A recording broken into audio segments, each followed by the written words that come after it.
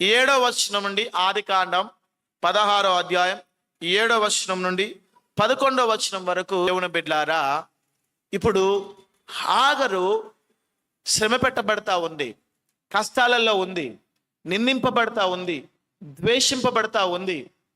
హాగరు ఇటువంటి కష్టాలలో బాధలు ఉన్నప్పుడు తాను ఏమి చేస్తుంది? ఏం చేస్తుందంటే ఈమె పారిపోతా ఉంది. చూడండి, శ్రమలలో ఉంది, బాధలలో ఉంది, కష్టాలలో ఉంది. హాగరు ఎక్కడికి పారిపోతా ఉంది? ఎక్కడికి పారిపోతా ఉంది? అరణ్యంలోకే పారిపోతా ఉందా? ఆమె పారిపోతున్నప్పుడు అరణ్యము దగ్గర ఆ శూరు మార్గంలో యెహోవా దూత ఆమెను కలుసుకున్నాడు. అంటే ఆమె ఎక్కడికి పారిపోతుంది?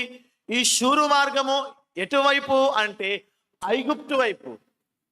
మరి చక్కగా చదవండి, 7వ వచనం అర్థమవుతుంది. 7వ వచనం,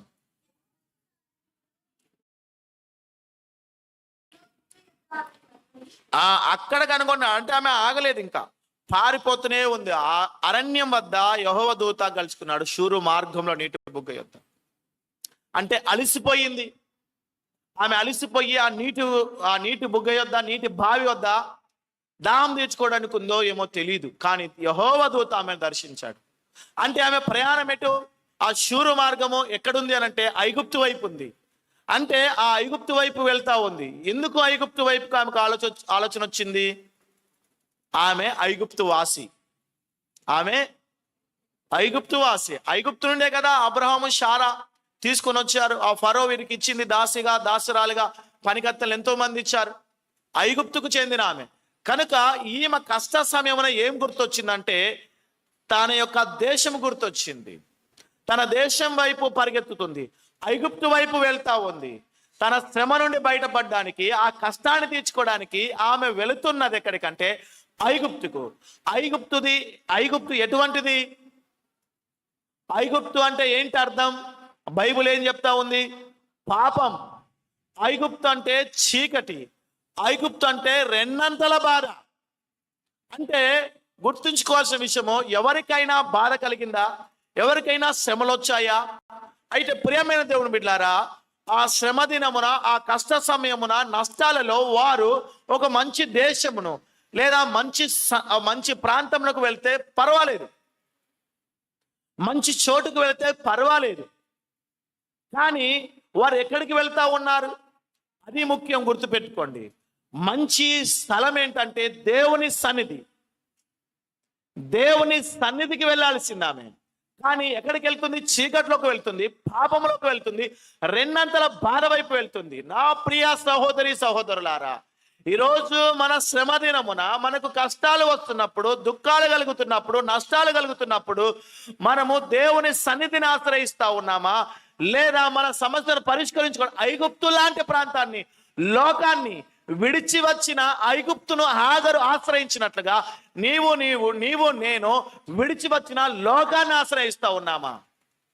ఈరోజు చాలా మంది ఏం చేస్తారంటే, గుర్తుంచుకోండి, విశ్వాసులైన వారికి, లోకం గురించి చెప్పట్లా, విశ్వాసులైన వారికి రెండు మార్గాలు ఉంటాయి. కష్టంలో, శ్రమలో, దుఃఖంలో, ఇబ్బందులలో ఉన్నప్పుడు వారికి వచ్చే ఆలోచన ఏంటంటే, ఒకటి దేవుని యొద్దకు వెళ్ళాలి, దేవుని సన్నిధికి వెళ్ళాలి, ప్రార్థన చేయాలి.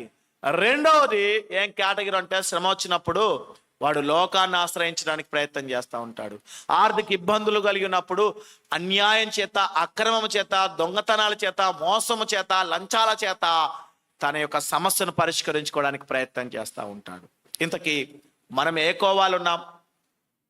మనం ఏ మార్గంలో ఉన్నాం? చూడండి, ఈమె శూరు మార్గంలో ఐగుప్తు వైపు ప్రయాణం చేస్తూ ఉంది.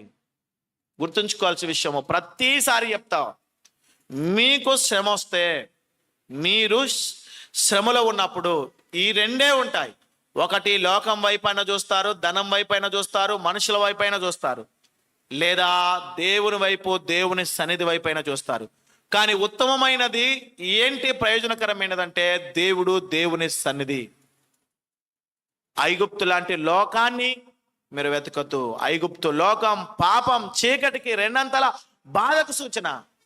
కనుక లోకాన్ని మనం వెతకద్దు, పాపంలో పడిపోయేటట్టుగా మనం వెళ్ళొద్దు. కానీ ప్రియమైన దేవుని బిడ్డలారా, చూడండి ఇక్కడ ఎంత గొప్ప విషయం అంటే, అద్భుతమైన విషయం ఏంటంటే, ఆ ఐగుప్తుకు, పాపమనే లోకమనే చీకటనే వైపుకు వెళుతున్న ఈమె ఎక్కడి నుండి వెళ్తుంది? అబ్రహాం ఇంటి నుండి వెళ్తుంది. అబ్రహాం ఎటువంటిది?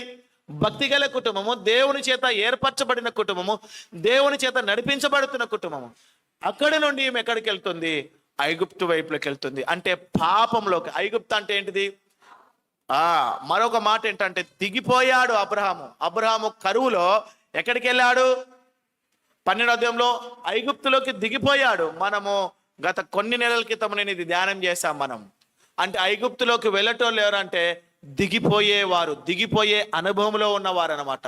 కానీ చూడండి, ఈమె ఐగుప్తులోకి దిగిపోయే ముందు, ఆ పాపంలోకి లోకంలోకి పడిపోయే ముందు యెహోవా దూత వచ్చాడు, ఆపాడు ఆమె. ఎంత అద్భుతం ఇది! మనిషి పాపములో పడిపోయే ముందు, మనిషి ప్రియమైన లోకంలో కలిసిపోయే ముందు మనస్సాక్షి గద్దిస్తుంది. అలాగే దేవుని యొక్క అనుగ్రహము పాపములో పడిపోకుండా మనిషిని ఆపడం అనేది, అది దేవుని యొక్క కృప, అది దేవుని యొక్క మహాకృప. ఒక వ్యక్తి పాపంలో పడిపోకుండా, ఒక వ్యక్తి లోకంలో కలిసిపోకుండా ఒక్కొక్కసారి దేవుడు తన సేవకుల ద్వారా, వాక్యం ద్వారా, పరిస్థితుల ద్వారా అడ్డగిస్తూ ఉంటాడు. ఇది చాలా మంది జీవితాల్లో కలుగుతూ ఉంటుంది. కానీ దాన్ని కూడా అధిగమించి కొందరు వెళ్ళి పాపంలో పడిపోతూ ఉంటారండి. గుర్తుంచుకోవాల్సిన విషయం ఇది. మీకు ఒక విషయము మీకు జ్ఞాపకం చేస్తాను.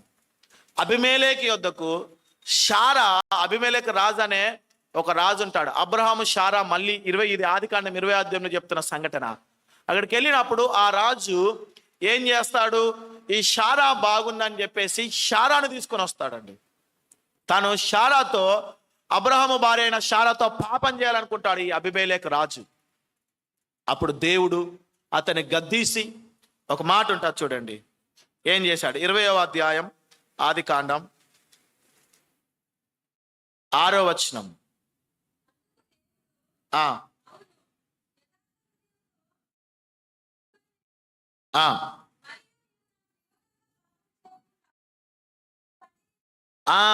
ఇక్కడ ప్రభు చెప్తున్నాడు, నీవు నాకు విరోధముగా పాపము చేయకుండా నేను ఆపితిని, అడ్డగించి తిని అని చెప్తున్నాడు.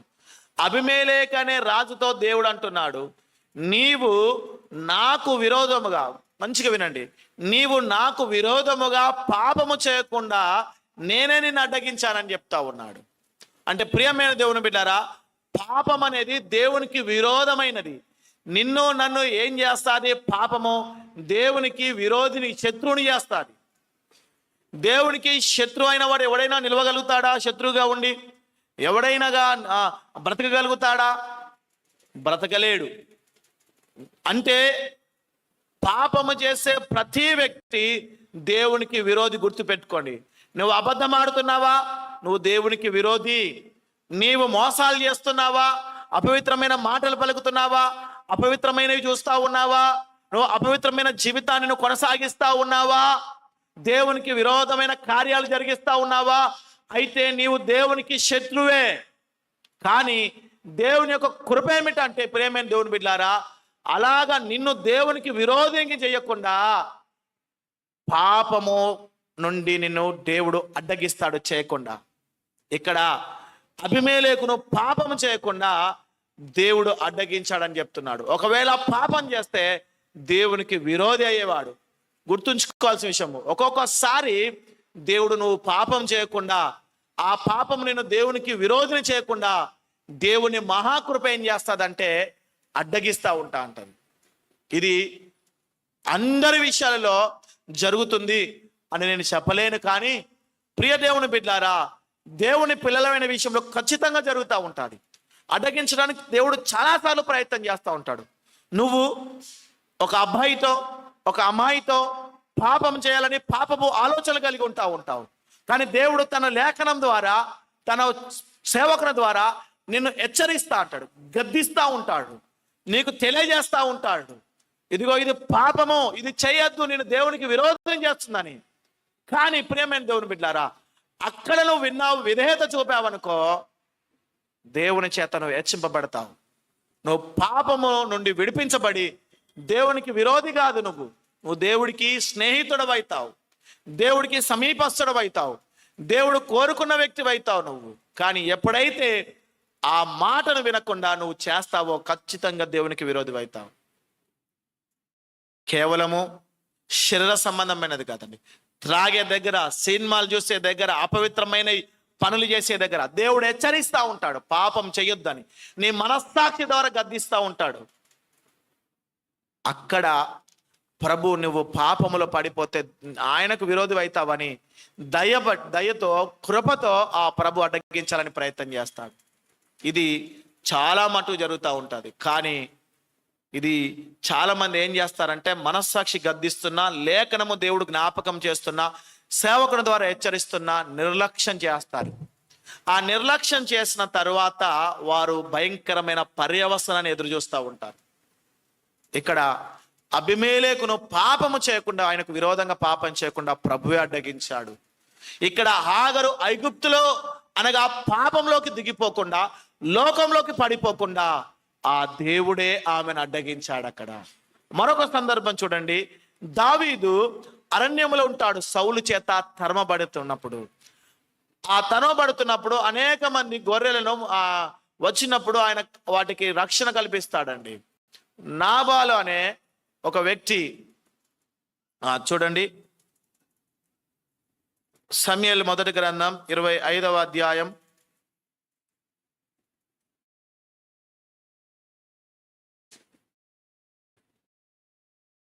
25వ అధ్యాయం 26వ వచనం చదువుదాం. 26వ వచనం.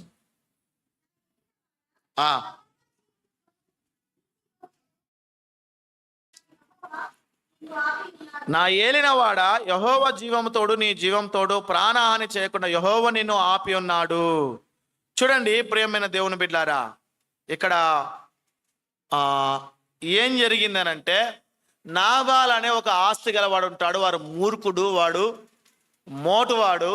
అయితే అతడు గొర్రెల యొక్క బొచ్చును కత్తిరిస్తూ ఉంటే దావీదు అంటాడు, అతని గొర్రెలను మేకలను మనం ఎంతో కాపాడాం కదా, వెళ్ళి మనకేమైనా ఇస్తాడని అడగండి అని చెప్పి కొంతమందిని పంపిస్తాడు.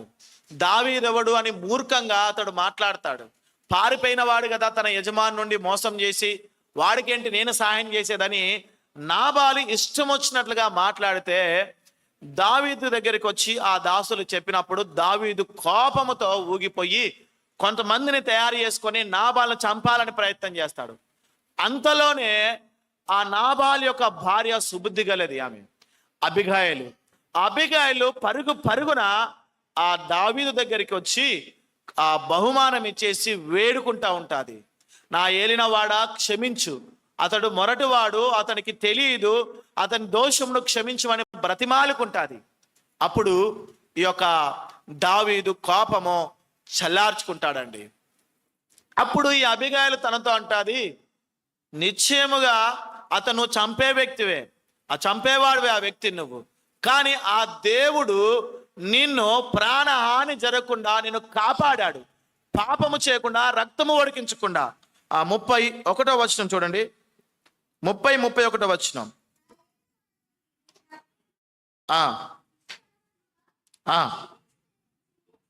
30వ వచనం నుండి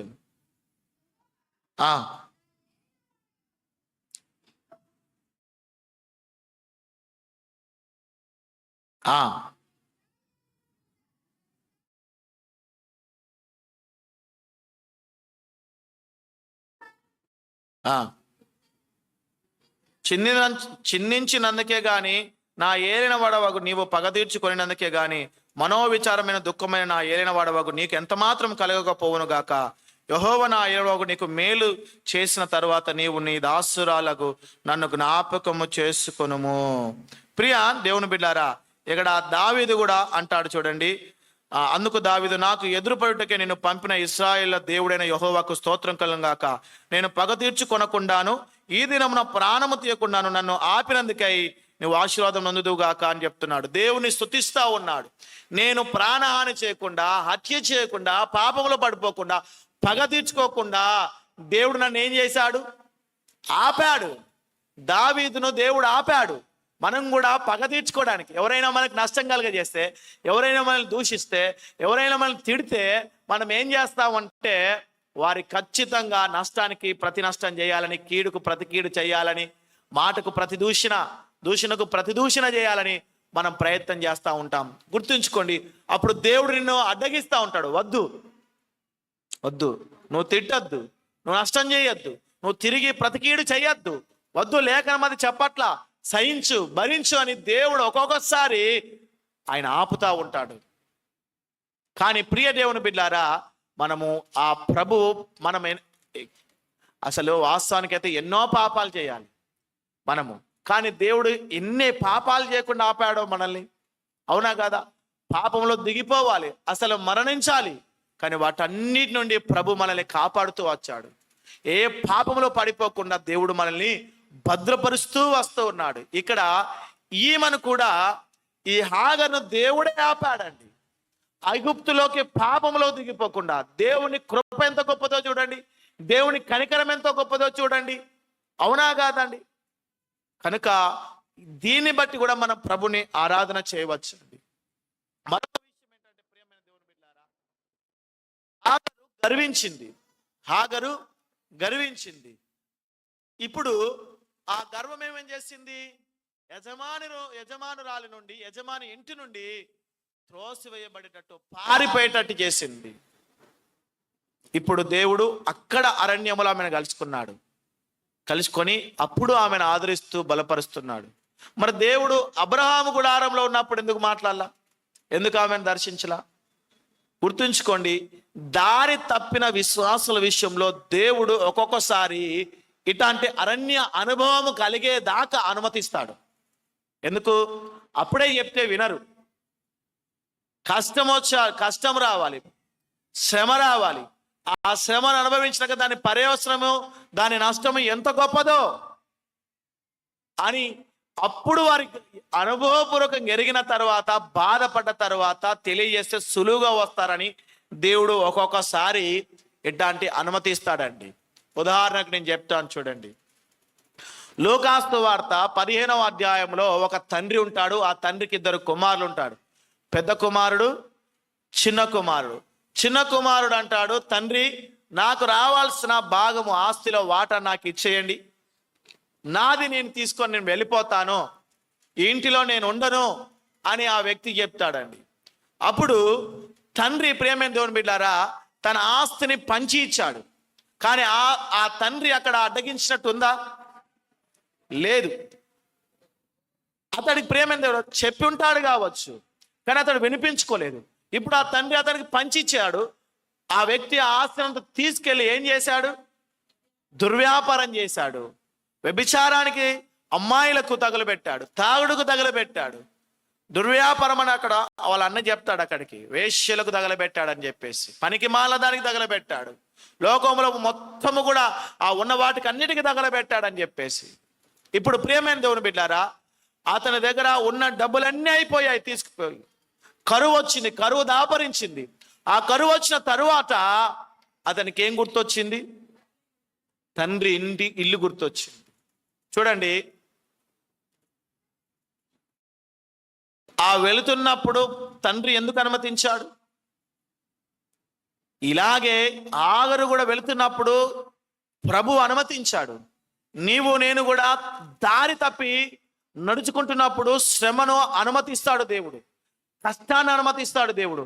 ఆ కరువును ఆ యొక్క చిన్న కుమారుని జీవితంలో అనుమతించినట్లుగా, ఈ యొక్క పారిపోయే అనుభవము, ఇబ్బందికరమైన అనుభవమును ఆగరి జీవితంలో అనుమతించినట్లుగా, నీ జీవితంలో, నా జీవితంలో కొన్ని కరువులు దేవుడు అనుమతిస్తాడు, కొన్ని కష్టాలు దేవుడు అనుమతిస్తాడు, కొన్ని శ్రమలు దేవుడు అనుమతిస్తాడు. ఎందుకు? నీకు తండ్రి ఇల్లు జ్ఞాపకము రావాలని, తండ్రి పాదాలు జ్ఞాపకం రావాలి, తండ్రి దగ్గర ఉన్న సమృద్ధి జ్ఞాపకం రావాలి, నువ్వు చేసింది నీకు జ్ఞాపకం రావాలని చెప్పేసి దేవుడు ఒక్కొక్కసారి ఇవి అనుమతిస్తాడు. గుర్తుపెట్టుకోండి. ఈ ఆగరు అరణ్యములోకి వెళ్ళి ఆయాసపడేదాకా, అలసిపోయేదాకా దేవుడు అనుమతించాడండి. నీవు కూడా దారి తప్పినట్లయితే అలసిపోయేంత వరకు దేవుడు మౌనంగా ఉంటాడు, అనుమతిస్తాడు శ్రమ కష్టాలు. అప్పుడు నీకు ప్రభు మాట అర్థమవుతుంది. కానీ నేనేం చెప్తానంటే, ఒకవేళ దారి తప్పావా, దేవుని చిత్తం నుండి పక్కకు తప్పుకుంటున్నావా, వాక్యానుసారంగా కాకుండా లోకానుసారంగా శరీరానుసారంగా జీవించడానికి ప్రయత్నం చేస్తున్నావా, దేవుడు నిన్ను కష్టానికి అప్పగించక ముందే, శ్రమకు అప్పగించక ముందే, కరువుకు అప్పగించక ముందే నువ్వు తిరిగి వస్తే క్షేమం. నీకు దేవుని చెంతకు వస్తే నీకు క్షేమం. ఎన్నో కష్టాలు పడ్డ తర్వాత తిరిగి వచ్చేటట్టు చేస్తాడు దేవుడు.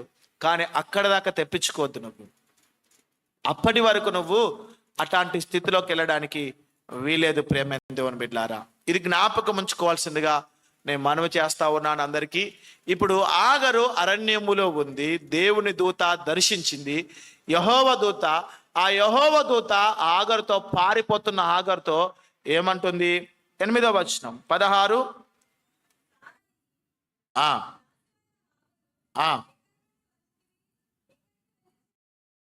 చూడండి, ఆ యెహోవా దూత ఆమెను కలుసుకొని ఆమెతో ఏమని మాట్లాడుతున్నాడు? జాగ్రత్తగా వినండి. షారాయి దాసువైన హాగరు అని పిలుస్తా ఉన్నాడు. ఏమని పిలుస్తా ఉన్నాడు చెప్పండి అమ్మా. అంటే అర్థం ఏంటిది? షారాయి దాసువైన హాగరు అని పిలుస్తున్నాడంటే దాని అర్థం ఏమిటి? ఆమె అబ్రహాము యొక్క భార్య అయినప్పటికీ దేవుడు ఆ వివాహాన్ని అంగీకరించలేదు. హాగరు అని పిలవలేదు, అబ్రహాము భార్య అయిన హాగరు అని పిలవలేదు. కానీ ఏమని పిలుస్తున్నాడు? షారాయి దాసివైన హాగరు, నీవు దాసివే, నీవు ఆ ఇంటిలో ఇట్లాంటి ఆధిక్యతను పొందుకున్నా నీవు దాసివే అని చెప్తా ఉన్నాడు. అంటే దేవుడు ఆ వివాహాన్ని అంగీకరించలేదు. ఆ తప్పుడు వివాహాన్ని, ఆ తప్పుడు పద్ధతిని దేవుడు అనుమతించలేదు. ఆ తప్పుడు జీవితాన్ని దేవుడు అనుమతించడు. ఆ తప్పుడు కార్యాన్ని దేవుడు అనుమతించడు. గుర్తుపెట్టుకోండి ప్రేమ దేవుడు బిడ్డారా. ఒక్కొక్కసారి తప్పుడు పనులు చేసి దేవుడు ఏమనలేదు కదా, ఇదిగో ఈ ఆఖరు అనుకోవచ్చు, ఇది దేవుని చిత్తము కావచ్చు, అందుకే నాకు సంతానం కలిగింది, ఆమె కలగలేదు, నాకు కలిగిందంటే దేవుని చిత్తం కావచ్చు అనుకుంటారు. గుర్తుంచుకోవాల్సిన విషయము, నీ కీడు కలగట్లేదు, నీకు శ్రమ రావట్లేదు అంటే ఈ తప్పుడు పని చేసి కూడా నువ్వు అలాగని భావిస్తున్నావు అన్నట్లయితే అది దేవుని చిత్తం అని భావించొద్దు. కానీ దానికి తగిన దినమున దాని పర్యవసరం ఉంటుంది. ఇక్కడ ప్రభు ఆమె యొక్క వివాహాన్ని అంగీకరించినది. ఈ వివాహాన్ని నిన్ను కూడా అంగీకరించాడు. తప్పుడు పని చేసి తప్పుగా సంపాదించి ఇది గొప్పవాడే, ఇది దేవుని దీవెన అనుకునేవారు చాలా మంది ఉంటారండి. తప్పుగా సంపాదించుకొని ఇది దేవుని దీవెన అనుకుంటారు. అది దేవుడు అంగీకరించడు. దాని మూలముగా నీకెప్పుడో ఒకసారి ఖచ్చితంగా కష్టం కలుగుతుంది, శ్రమ కలుగుతుంది. కనుక మనం గుర్తుంచుకోవాలి, దేవుని చిత్తమ లేదా గ్రహించాలి. ఇక్కడ మన ప్రభువు ఆ వివాహాన్ని అంగీకరించలేదు. రెండోదిగా షారాయి దాసివైన హాగరు అని అన్నప్పుడు ఏం తెలియజేస్తున్నాడంటే ఆమె స్థితిని జ్ఞాపకం చేస్తా ఉన్నాడు, ఆమె స్థితిని గుర్తు చేస్తా ఉన్నాడు. నీవు ఆ ఇంటిలో గొప్ప ఆధిక్యతను పొందుకున్నావు కావచ్చు, పనికత్తెలలో ఒకదానివి నువ్వు, కానీ ఆ ఇంటిలో షారాయి చేసిన తొందరపాటు ద్వారా నీవు అది పొందుకున్నావు. కానీ ఇప్పుడు ఆ ఇంటికి యజమానురాలి అనుకుంటున్నావు, ఆ ఇంటికి సంతానాన్ని వారసునిచ్చాను అనుకుంటున్నావు. కానీ నీ స్థాయి ఏంటో తెలుసా? నువ్వు దాసివే, నువ్వు షారాకు దాసివే. నువ్వు షారాను తృణీకరించేదానివిగా అయ్యే స్థాయికి ఎదిగావు కావచ్చు, అయినను నువ్వెవరివి? దాసివే. నీ స్థాయిని నువ్వు గుర్తుంచుకో. షారాయి దాసువైన ఆగరు అని ఆమె గర్వానికి చెక్కు పెట్టేటట్టు ప్రభు పిలుస్తా ఉన్నాడు, గుర్తు చేస్తున్నాడు. ఆమె గర్వించింది, ఆ ఇంటిలో ఏం చేసింది? గర్వించింది. ఆ అబ్రహాము గుడారములో ఆమె గర్విస్తే ప్రభు ఏం చేశాడు? ఈ మాట పలికి, నువ్వు దాసివి, యజమానురాలివి కాదు. ఆ అబ్రహాముకు భార్య అయినంత మాత్రాన నువ్వు గొప్పదానివేమి కాదు, నీవు యజమానురాలివి కావు, నువ్వు దాసివని ఆ గర్వానికి ప్రభు ఏం చేశాడు? విరుగుడు అనే మాటను అందించాడు అక్కడ. ప్రియ దేవుని బిడ్డారా, ఒక్కొక్కసారి మనకు కలిగిన వాటితో ఆగరికి సంతానం కలిగింది, దాన్ని బట్టి ఆమె గర్వించింది. మనకు కూడా కొన్ని భౌతికమైన వాటి కలిగినాయి లేదా ఆత్మీయ సంబంధమైన కలిగినప్పుడు మనం కూడా గర్విస్తూ ఉంటే దేవుడు అప్పుడప్పుడు మనకు జ్ఞాపకం చేస్తూ ఉంటాడు. నీవు ఎవరివి? మనిషివి, అంటే నీవు మట్టివాడివి, మట్టితో ధూళితో చేయబడిన వాడివి. మనిషివి అంటే నీవు మరణించక తప్పదు. నీకు ఒక రోజు మరణం ఉంది. నువ్వు మనిషివి అంటే ఏమిటి? నీవు ఇదిగో వీటన్నిటిని ఒక దినమున నీవు విడిచిపెట్టక తప్పదు. ఇవి ఏవి నీతో రావు అని పలుమార్లు మన గర్వాన్ని అణిచివేయడానికి దేవుడు ఎప్పటికీ ఏదో ఒక రూపంలో తెలియజేస్తూనే ఉంటాడు, ఏదో ఒక మాట వాక్యం అందిస్తూనే ఉంటాడు. ఇక్కడ శారాయి దాసివైన ఆగరని ఆమె గర్వము విరిగిపోయేటట్టుగా దేవుడు మాట్లాడాడు, గుర్తు చేశాడు. ప్రియమైన దేవుని బిడ్డలారా, ఇక్కడ కూడా ఈరోజు చేరువచ్చిన నీతో జ్ఞాపకం చేస్తున్నాడు. నీ స్థాయిని గుర్తించుకో, నీ స్థితిని జ్ఞాపకం చేసుకో. నువ్వు ఎవరివి? ఇప్పుడు గర్వించడానికి నీలో ఇదెందుకు వస్తూ ఉంది? ఒకప్పుడు నువ్వెవరివి? దేవుడు మరలా జ్ఞాపకం చేస్తూ ఉన్నాడు. ఇదిగో సమూయేలు మొదటి గ్రంథం 15వ అధ్యాయంలో సమూయేలు ప్రవక్త సౌలు దగ్గరికి వచ్చి జ్ఞాపకం చేస్తాడండి. ఒక మాట చూడండి, సమూయేలు మొదటి గ్రంథం 15వ అధ్యాయం 17వ వచనం.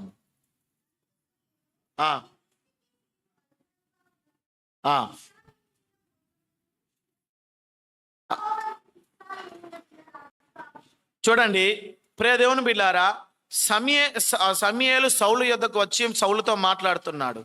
నీ దృష్టికి నువ్వెవరివి? అల్పుడుగా ఉన్నప్పుడు ఇశ్రాయేలు గోత్రములకు శిరస్సు వైటివి. యెహోవా నిన్ను రాజుగా అభిషేకించి నిన్ను ఇశ్రాయేలు అందరి మీద నేను ఎలాగుంచాడు? శిరస్సుగా ఉంచాడు. కానీ నువ్వెవరు? నువ్వు బెన్యామీను గోత్రానికి చెందినవాడు. 12 గోత్రాలలో చివరి గోత్రము, తక్కువ గోత్రం, చిన్న గోత్రానికి చెందినవాడివి. అందులో నీ కుటుంబమే పాటిది, అల్పమైనది నీ కుటుంబం. అటువంటిది నిన్ను తీసుకొచ్చి ఇశ్రాయేలు మీద శిరస్సుగా నిలబెట్టాడు, పట్టాభిషేకం ఇచ్చాడు, గొప్ప ఉద్యోగాన్ని ఇచ్చాడు, రాజ్యం ఇచ్చాడు, ఎంతో ఆధిక్యతని ఇచ్చాడు ఆయన. అటువంటిది ఇప్పుడు నువ్వేం చేశావు? ఆయన మాటను తృణీకరించే స్థాయికి నువ్వు ఎదిగావు. ఆయనను తృణీకరించే స్థాయికి నువ్వు ఎదిగావు. ఆయన మీద తిరుగుబాటు చేసే స్థాయికి నువ్వు ఎదిగావు, గర్వించావు. నీ గర్వము నిన్ను నీ స్థితిని జ్ఞాపకము చేసుకోకుండా మరిచిపోయేటట్టు చేసింది. నువ్వు ఏ స్థితి నుండి వచ్చావో ఆ స్థితిని జ్ఞాపకం చేసుకొని సమూయేలు ఆయన జ్ఞాపకం చేస్తా ఉన్నాడు. నా ప్రియ దేవుని బిడ్డలారా, మన దృష్టికి అల్పులమై ఉన్నప్పుడు మనం ఎవరిమి, ఎక్కడి వారము, ఎచ్చటి వారము అయినా దేవుని మహాకృప ద్వారా ఈరోజు ఈ స్థాయిని కలిగి ఉన్నాం. ధనం కలిగి ఉందా? ఇల్లు కలిగి ఉన్నావా? ఆరోగ్యం కలిగి ఉన్నావా? ఉద్యోగాన్ని కలిగి ఉన్నావా? ఇదంతా దేవుని యొక్క కృప. కానీ దాన్ని బట్టి గర్వించావా? ఖచ్చితంగా ప్రియమైన దేవుని బిడ్డలారా, దేవుని చేత గద్దింపబడతాం. మనం గుర్తుపెట్టుకోండి, ఇక్కడ శారాయి దాసువైన హాగరు అని అన్నప్పుడు ఆమె స్థితి ఏమిటో మరలా జ్ఞాపకం చేస్తున్నాడు. ఆ ఇంటిలోని స్థితి ఏమిటో నువ్వు జ్ఞాపకం చేసుకో. నువ్వు దాసురాలివి. యజమానుడు అబ్రహాం, యజమానురాలు శారా. దాసి అంటే ఏ హక్కు తనకు ఉండదు, ఏ హక్కు లేనిదని అర్థం. తన చిత్తము తన ఇష్టము ఏమాత్రం ఉండదు. గుర్తుపెట్టుకోండి, యజమాని యొక్క చిత్తము నెరవేర్చుటే ఆమె పని. దాసురాలంటే ఇప్పుడు ఆమెకి ఏం గుర్తు చేస్తున్నాడు? నీవు యజమాని యొక్క చిత్తము నెరవేర్చాలి. నీ మీద నీకు ఎటువంటి హక్కులు లేవు. నువ్వెవరివి? దాసురాలు అంటే నువ్వు కొనబడిన దానివి. బైబిల్ గ్రంథం చెప్తుంది, దాసుడు అని అంటే కొనబడినవాడు, వెలబెట్టి కొనబడినవాడు అనమాట. తన మీద తనకు ఎటువంటి అధికారం లేదు. నా మాటలు వినండి అమ్మా. ఆగరికి చెప్తా ఉన్నాడు, నువ్వు సారాయి దాసు అయిన హాగరు అన్నప్పుడు నీ మీద నీకు ఎటువంటి అధికారం లేదు, నీ మీద నీకు ఎటువంటి హక్కు లేదు. నీవు నీ చిత్తము ఇష్టం నెరవేర్చుకోవడానికి కాదు, యజమాని యొక్క చిత్తము నెరవేర్చడానికి. నీవు స్వతంత్రురాలి కాదు, నీవు విలువ పెట్టి కొనబడిన దానివి అని అర్థం. అవి జ్ఞాపకం చేస్తున్నాడు. ప్రియ దేవుని బిడ్డలారా, నీవు నేను ఎవరిమి ఒకప్పుడు పాపానికి దాసులము, ఇప్పుడు మనము యేసుక్రీస్తుకు నీతికి దాసులం అయిపోయాం. ఎలాగా? నిన్ను నన్ను వెలపెట్టుకున్నాడు ఆయన. నీ మీద నాకు, నా మీద నీకు, మన మీద మనకు ఎటువంటి అధికారం లేదు. మన మీద మన ప్రభువుకి అధికారం ఉంది. మన సొంత ఇష్టాలు నెరవేర్చుకోవడం కాదు, మనము దేవునికి దాసులం. మన యజమానుడు మన ప్రభువు. మనము ఆయన ఇష్టం నెరవేర్చాలి, ఆయన చిత్తము నెరవేర్చాలి, ఆయన సంతోష పెట్టాలి. ఎందుకు?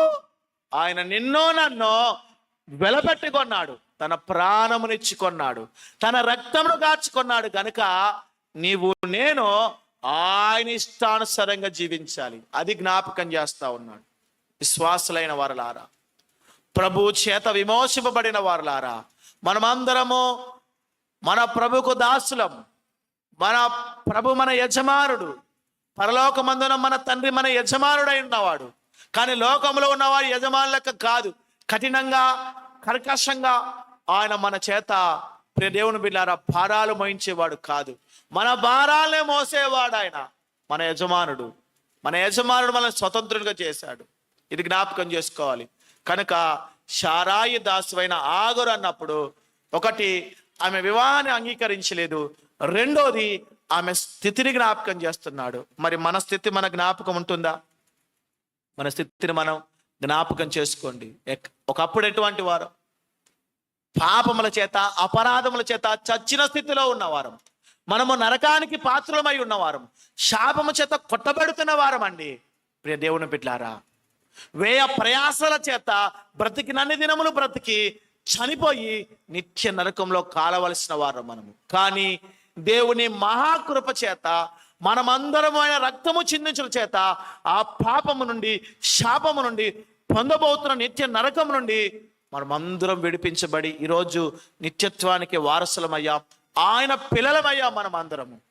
ఇది జ్ఞాపకం చేసుకోండి. ఈ రక్షణ ఎలాగొచ్చింది? ఈ విడుదల ఎలా కలిగింది? ఈ పాపము నుండి, శాపము నుండి, మరణము నుండి విమోచన ఎలా కలిగింది? ఆ ప్రభు త్యాగం చేస్తే తప్ప కలగలేదు. దీన్ని మనం జ్ఞాపకం చేసుకోవాలి. సారాయి దాసు అయిన హాగరు ఏమంటున్నాడు? నీవు ఎక్కడి నుండి వచ్చితివి, ఎక్కడికి వెళుచున్నావని అడిగాడు. రెండు ప్రశ్నలు వేశాడండి. ఇక్కడ ప్రభువు, దేవుడు, యెహోవా దూత ఏమంటున్నాడు? ఆమెకు రెండు ప్రశ్నలు వేసి, నువ్వు ఎక్కడి నుండి వచ్చావు, ఎక్కడికి వెళుతున్నావు? రెండు విషయాలు మంచిగానండి. ఎక్కడి నుండి వచ్చావు? ఇప్పుడు ప్రభుకు తెలియదా ఎక్కడికి వెళ్తుంది? ప్రభుకు తెలియదా? ప్రభుకు సమస్తం తెలుసండి. కానీ ఎందుకు అడుగుతున్నాడు? తాను గ్రహించాలండి. నువ్వు ఎక్కడి నుండి వస్తున్నావో తెలుసా? ఒక భక్తి గల కుటుంబం నుండి వస్తున్నావు. నువ్వు ఎక్కడి నుండి వస్తున్నావో తెలుసా? మహాకాశములు పట్టజాలని దేవుని చేత ఏర్పరచబడిన ఆ యొక్క కుటుంబం నుండి నువ్వు వస్తున్నావు. ఎక్కడి నుండి వస్తున్నావో తెలుసా? జీవము గల దేవుణ్ణి ఆరాధించే ఆ గుడారం నుండి నువ్వు వస్తున్నావు. ఎక్కడి నుండి వస్తున్నావో తెలుసా? రేపు ఆ కుటుంబం ద్వారా సమస్త జనులు ఆశీర్వదింపబడిపోతా ఉన్నారు. వారి నుండి నువ్వు వస్తా ఉన్నావు. ఎక్కడికి వెళ్తున్నావో తెలుసా? నువ్వు ఐగుప్తు అనే పాపంలోకి వెళ్తా ఉన్నావు, చీకట్లోకి వెళ్తా ఉన్నావు, లోకంలోకి వెళ్తా ఉన్నావు. అది నీకు తెలుసా? ఇది అడుగుతా ఉన్నాడు ప్రభు. ఆమె చేత ఒప్పించాలని చెప్పేసి, ఆమె చేత ఆ స్థితిని గ్రహించేటట్టుగా చేయాలని ప్రభు అడుగుతున్నాడు. ఎక్కడి నుండి వస్తా ఉన్నావు నువ్వు? ఎక్కడికి వెళ్తా ఉన్నావు నువ్వు? అక్కడ నీ స్థితి ఏమిటో తెలుసా? ఇప్పుడు అక్కడికి వెళ్తా ఉన్నావు కదా, అక్కడ నీ పరిస్థితి ఏంటో తెలుసా? ఎలాగుంటుందో తెలుసా? ఎంత దారుణంగా ఉంటుందో తెలుసా? ఇక్కడ ఎంత బాగుంది. దేవునికి బలిపీఠం కడతాడు, జీవమగల దేవుని నన్ను ఆరాధిస్తాడు.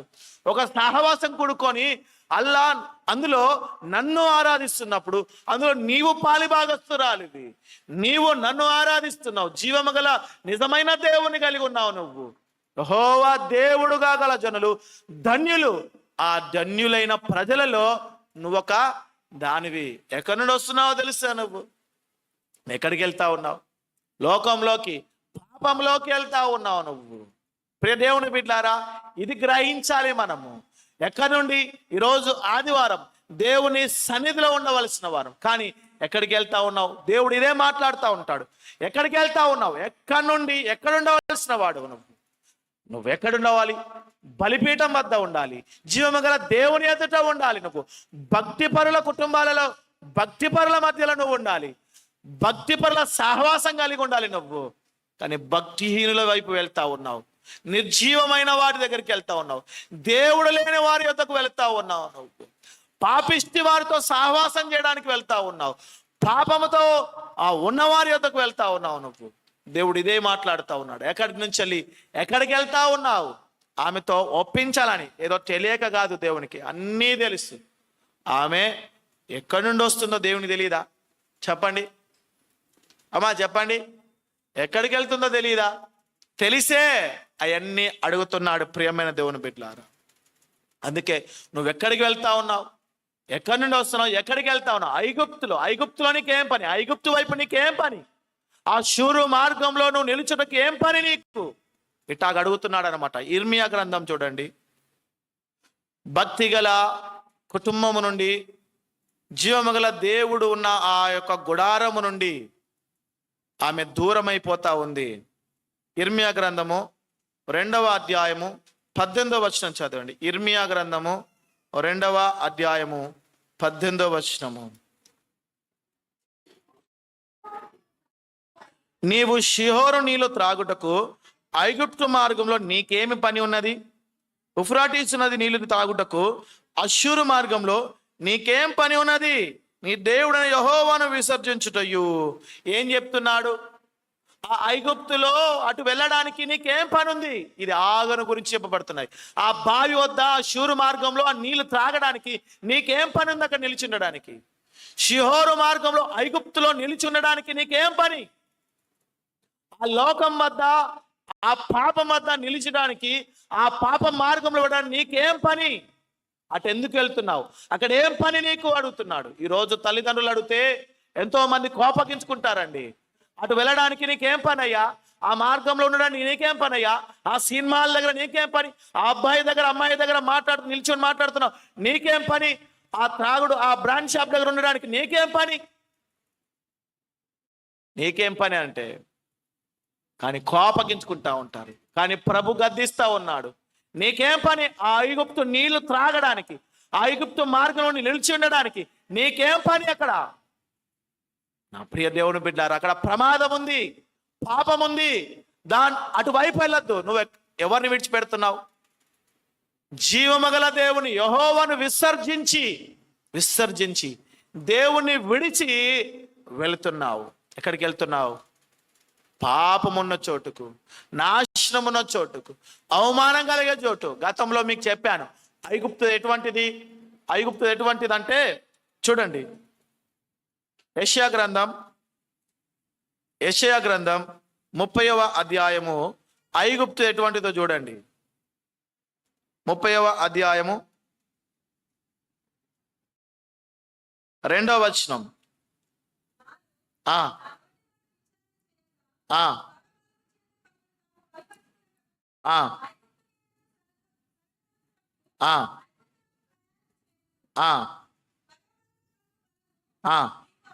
మీకు అవమానకరమగును, ఐగుప్తు నీడను చెర నుంచి వచ్చడం వలన సిగ్గు కలుగును. ఏం చెప్తున్నాడు? ఐగుప్తును ఆశ్రయించడం ద్వారా, ఆ ఐగుప్తు వైపు ప్రయాణం చేయడం ద్వారా మీకు అవమానం కలుగుతాదండి, మీకు సిగ్గు కలుగుతాదని చెప్తా ఉన్నాడు.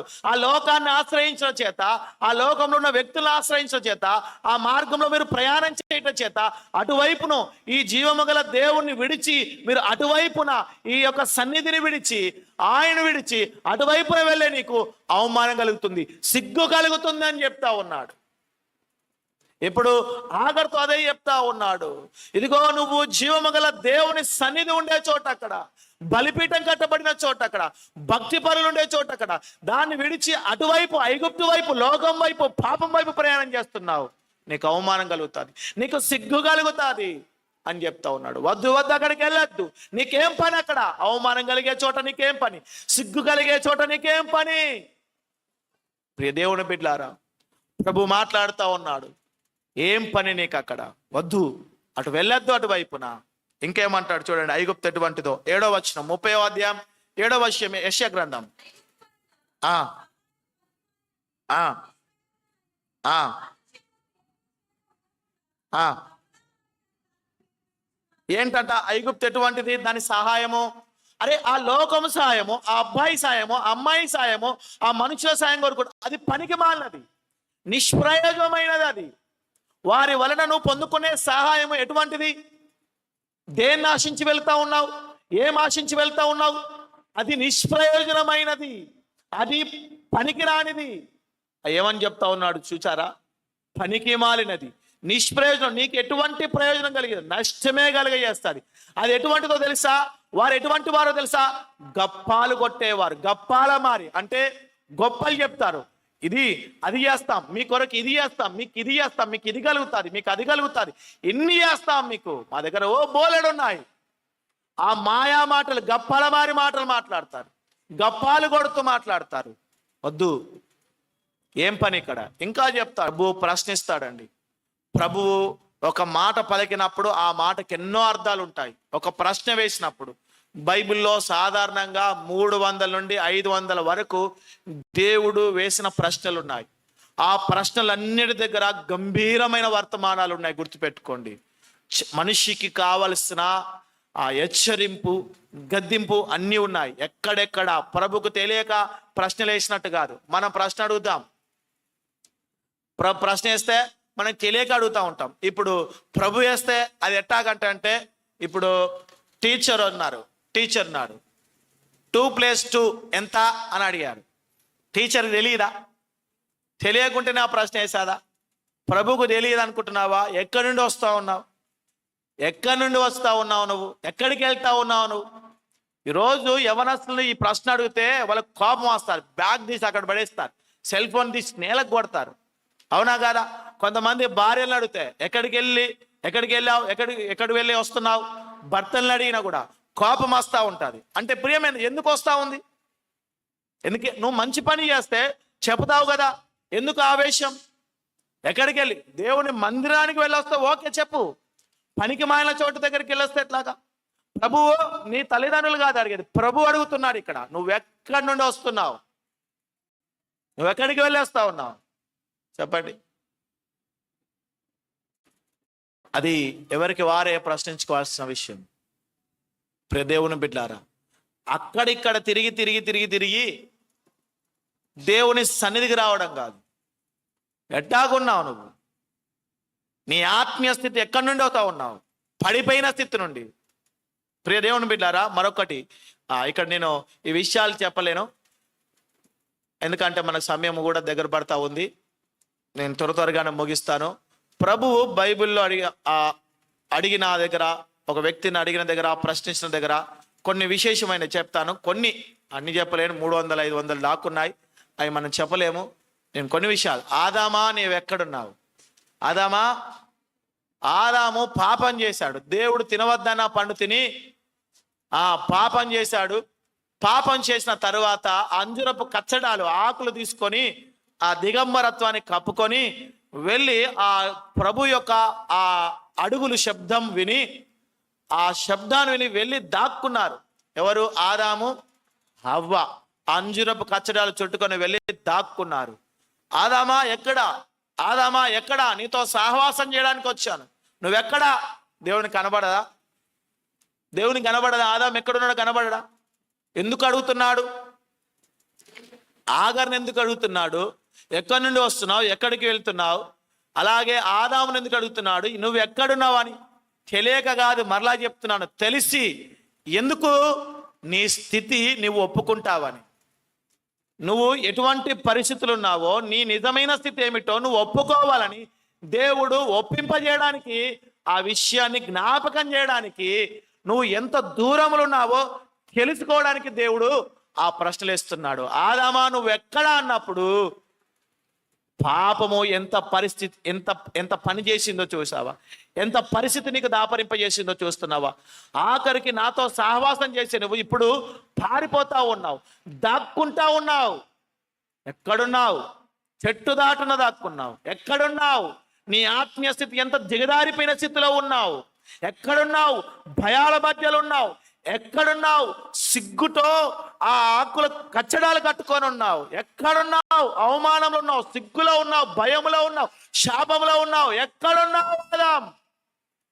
ఏమడుగుతున్నాడు? ఆదామా నువ్వెక్కడా? నా నుండి పారిపోయే స్థితిలో ఉన్నావు. నా ఎదుట నిలబడలేని స్థితి, నా సన్నిధిలో నిలబడలేని స్థితి నీకు. ఎక్కడా నువ్వు ఉన్నావు? నా ప్రియా దేవుని బిడ్డలారా, దేవుని సన్నిధిలో నిలిచే ఆత్మీయత ఉందా మనకు?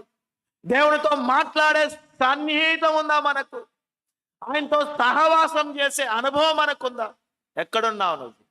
నీ ఆత్మీయ స్థితి ఎక్కడున్నది? దాక్కునే పరిస్థితి, పారిపోయే స్థితి?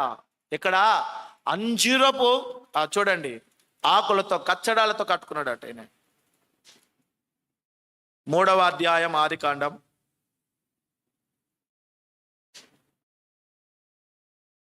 7వ వచనం.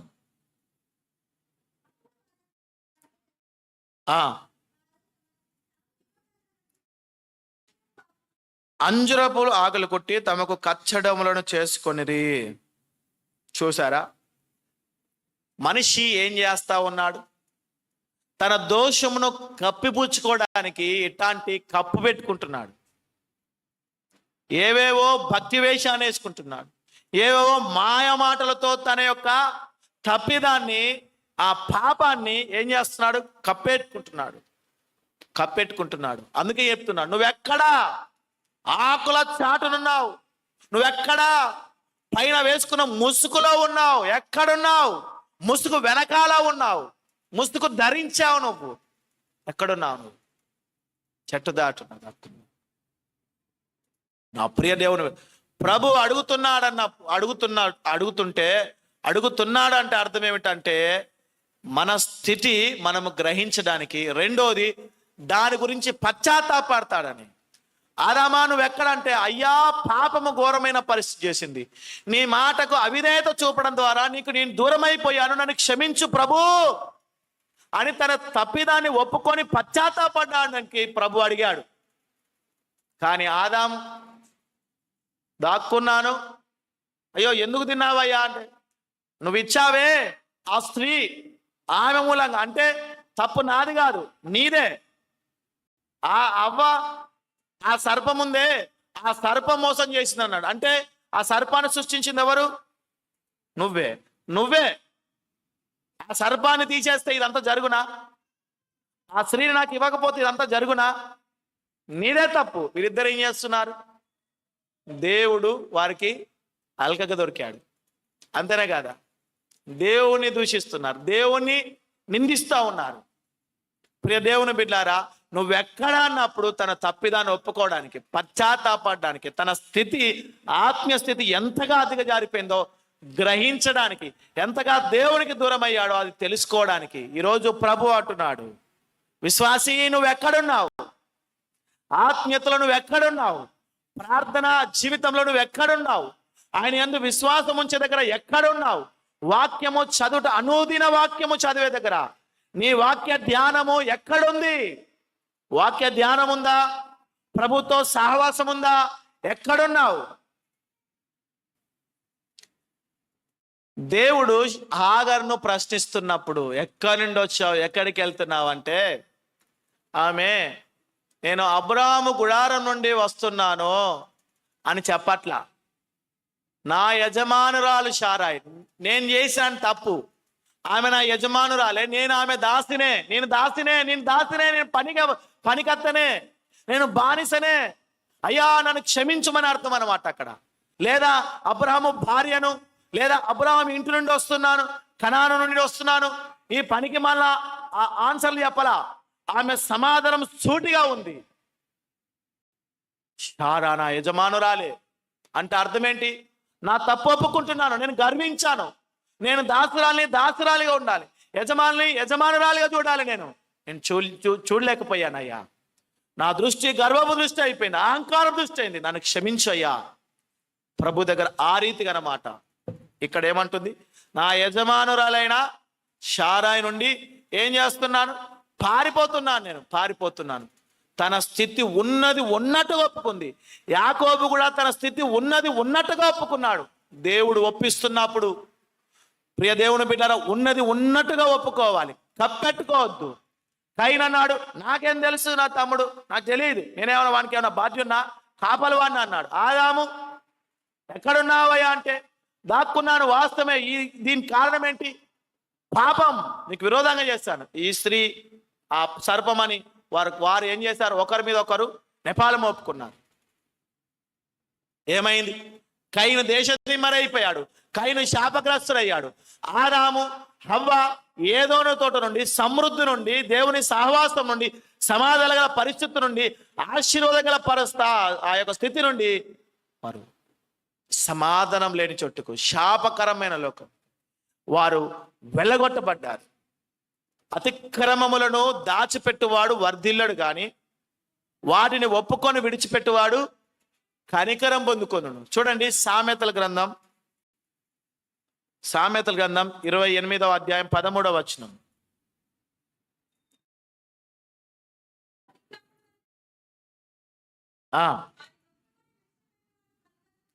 అతిక్రమములో క్రమం తప్పింది హాగరు. ఆమె దాచిపెట్టుకోలేదు. ఆమె ఏం చేసింది? ఒప్పుకుంది. ప్రేమ దేవుని బిడ్డారా, అతిక్రమములు దాచిపెట్టద్దు. పాపమా, దాచిపెట్టద్దు. పాపములు చేస్తే, దేవునికి దృష్టికి అపరాధములు చేస్తే వాటిని దాచిపెట్టుకోవద్దు. దాచిపెట్టుకుంటే నీకే ప్రమాదం. వర్ధిల్లవు, దీవించబడవు, వర్ధిల్లటం ఆగిపోతాది. నీ పాపము నువ్వు దాచిపెడితే నువ్వు దేవుని చేత వర్ధిల్లవు, ఆగిపోతాది. కనుక దాచిపెట్టే ప్రయత్నం చేయొద్దు. పాపము దాయలేవు. వీరు దాయాలని ప్రయత్నం చేశారు. ఆదాము హవ్వలు అంజురపు కచ్చడాలు చుట్టుకున్నారు, అవన్నీ దాయడానికి ప్రయత్నం చేశారు. సౌలు కూడా తన తప్పిదాన్ని ఒప్పింపజేస్తుంటే తాను కప్పెట్టుకున్నాడు. దావీదు, నీవే ఆ పాపి అంటే, నేను పాపిని, నేను మూర్ఖుణ్ణి, నీ దృష్టికి నేను పాపం చేశానని క్షమించు అని దావీదు ఒప్పుకున్నాడు. తన పాపాన్ని కప్పెట్టుకోవాలా, ఆగరు కప్పెట్టుకోవాలా, యాకోబు కప్పెట్టుకోవాలా. అందుకే వీరు ముగ్గురు కూడా దేవుని చేత వర్ధిల్లారండి, కనికరం పొందుకున్నారండి.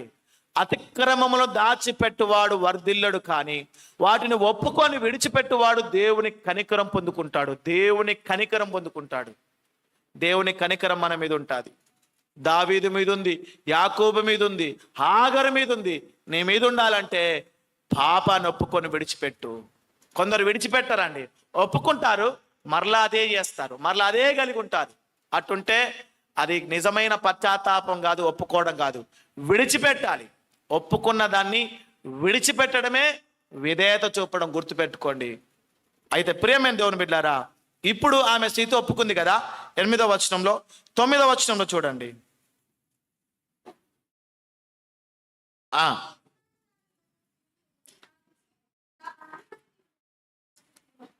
ఇక్కడ చూడండి, ఆ సిస్టర్ రెండు కలిపి భలే బాగుంది. ఇది అణిగి ఉండివి కాదు, అణిగి మణిగి.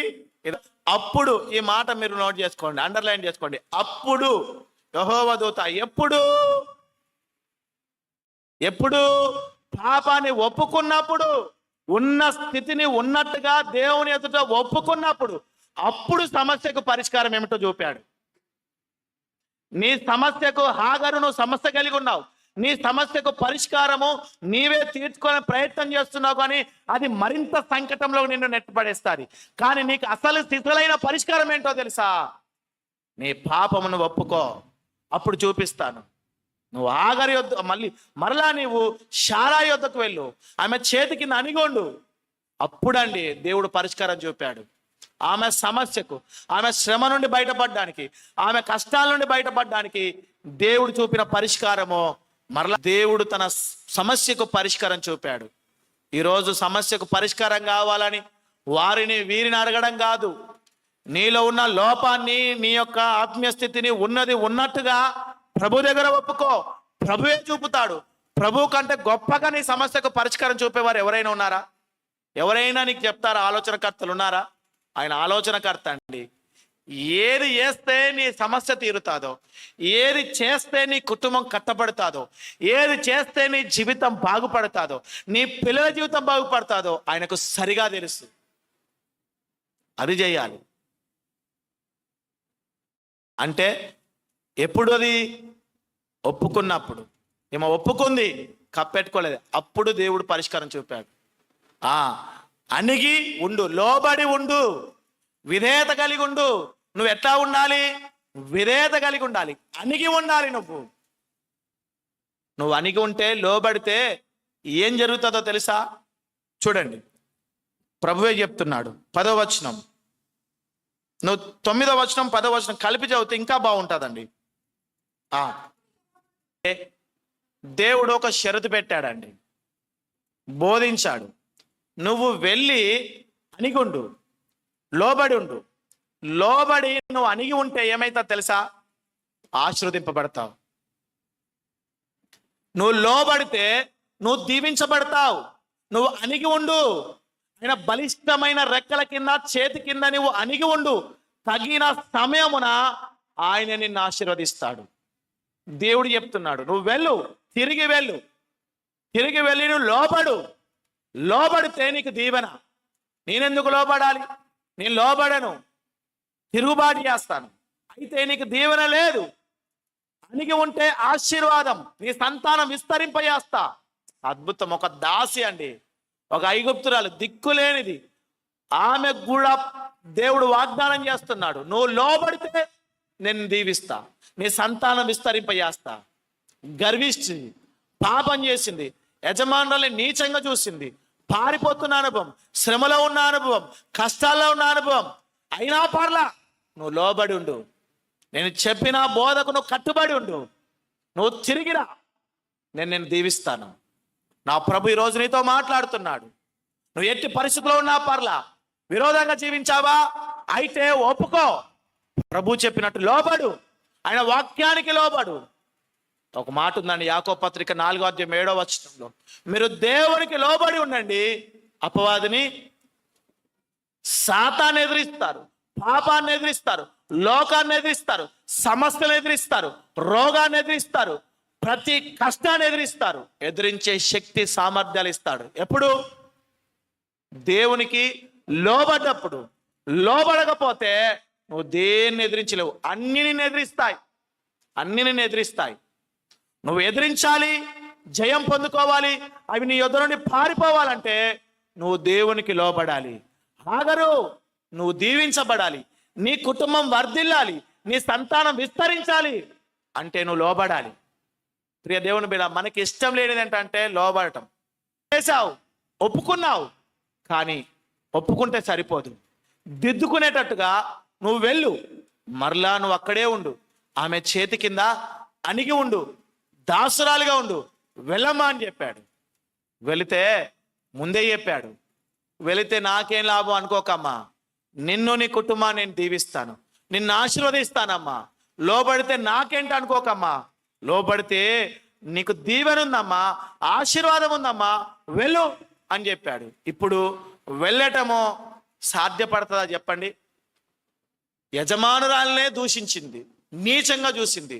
ఇప్పుడు ఆ యజమాని దగ్గరకు వెళ్ళి, తప్పైందమ్మా, నీ ఇంట్లో ఉంటానమ్మా, నువ్వు కొట్టినా తిట్టినా పడుంటానమ్మా అనటం సాధ్యపడుతుందా? పనికత్తెలు ఉంటారు, ఆ పనికత్తెల దగ్గర ఈమె యజమానురాలుగా కొద్దిగా ఓవర్ చేసింది. ఇప్పుడు ఆ పనికత్తెల దగ్గర మళ్ళీ వచ్చి ఉండటం సాధ్యపడుతుందా చెప్పండి? అవునా కదా? ఎంత నాముష్గా ఫీల్ అవుతారు, ఎంత అవమానంగా ఉంటుంది అమ్మా, అవునా కదా?